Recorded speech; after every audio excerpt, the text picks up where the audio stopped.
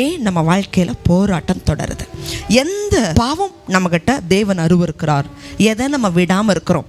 அதை நீங்கள் ஆண்டவர்கிட்ட ஒப்பு கொடுங்க. நம்ம நினைக்கிறோம் கொலை செய்கிறதான் தப்பு, பிலிஸ்தூனியம் பண்ணுறதான் தப்பு.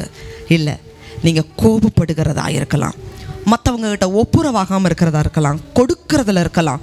எதில் தவறி இருக்கிறீங்க? ஆண்டவரோட சமூகத்தில் 1 மணி நேரம் கண்ணீரோட ஜெபங்க. தேவன் பேசுவார். அவர் நமக்கு கொடுத்த சரீரத்தில் தான் நம்முடைய ஆவியும் ஆத்துமாவும் இருக்குது. தேவன் எப்படி பேசாமல் இருப்பார்?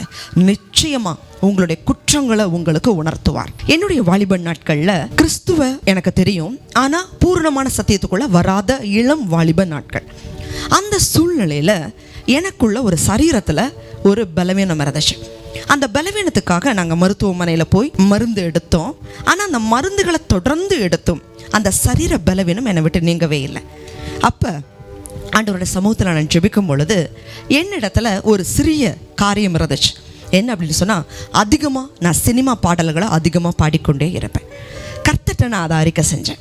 இனிமேல் கர்த்தர் எனக்கு இதை சுகத்தை கொடுத்தா நான் கர்த்தரை மட்டும்தான் பாடுவேன். நான் வேறு எந்த காரியத்தையும், உலகத்துடைய காரியத்தை மேன்மைப்படுத்தி பாட மாட்டேன் சொல்லி ஜெபிச்சு பொருத்தனை பண்ணி நாளில் இருந்து தேவஜனமே எனக்கு பல வருஷம் ஆச்சு. இன்னைக்கு வரைக்கும் அந்த பலவீனம் எனக்கு இல்லை. தேவன் பாவங்களை வெறுக்கிறவர்.